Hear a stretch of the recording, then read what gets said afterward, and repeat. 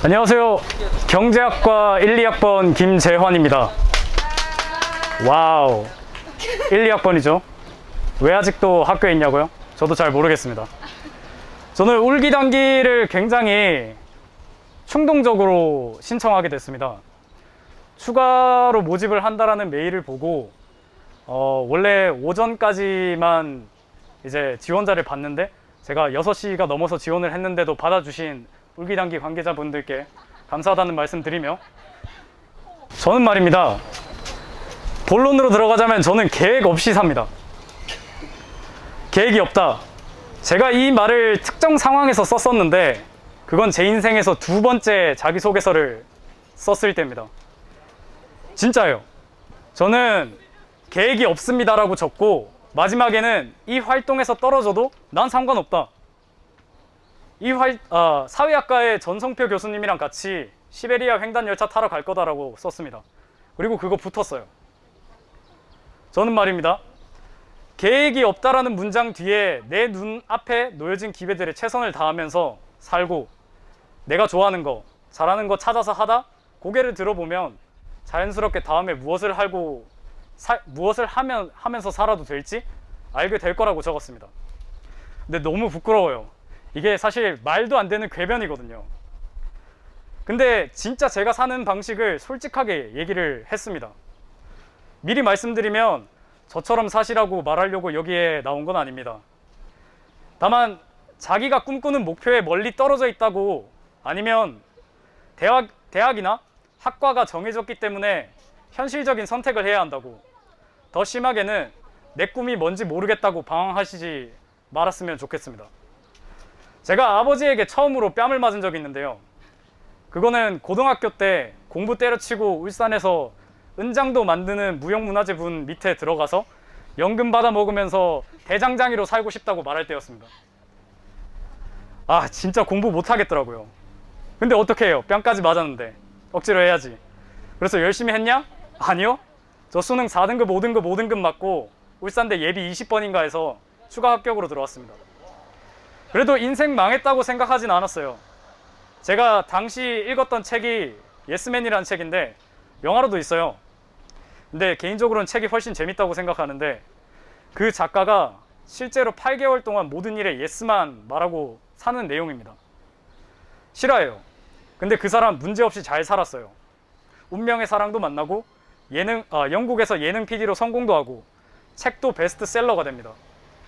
그 사람처럼 예스만 말하고 사는 게 얼마나 위험한지 제가 한번 얘기를 해보자면, 울대 정문에 옛날에 신천지에서 나온 아주머니들이 같이 성경 공부하자고 말하던 때가 굉장히 많았어요. 그러면 이 예스맨 같은 경우에는 같이 예스라고 말을 하고 신천지 교회에 나가서 같이 공부를 해야 합니다. 아니면 스팸 메일로 나이지리아 왕자가 자기 비자금을 20% 정도 나눠줄 테니까 너 계좌번호랑 비밀번호 달라 하면 예스라고 하고 그걸 줘야 돼요. 이렇게 위험한데 그 사람 진짜 잘 살았잖아요. 이게 어린 저에게는 너무 큰 충격이었습니다. 12년 동안 고등학교까지 교육 받아가면서 잠 한 번 졸면 미래의 아내가 바뀐다, 서영고, 서성한, 중경외시 같은 마법 주문 외워가면서 내 미래가 거기에만 달려있다고 생각했는데 예스만 말하고 사는 사람 인생이 안 망하네? 이건 충격이죠. 그렇다고 이 발언 끝나고 저한테 돈을 꺼달라고 하셔도 저는 예스라고 말 안 합니다. 저 선택적 예스맨이에요. 제가 웃기게 얘기하긴 했지만 말씀드리고 싶은 건 이겁니다. 이게 좋은 기회인지 나쁜 기회인지 생각을 너무 깊게 하시지 말라는 겁니다. 그냥 하세요. 그리고 하나의 일을 맡았는데 새로운 기회가 있다? 둘 다 잡으세요. 그리고 실패하세요.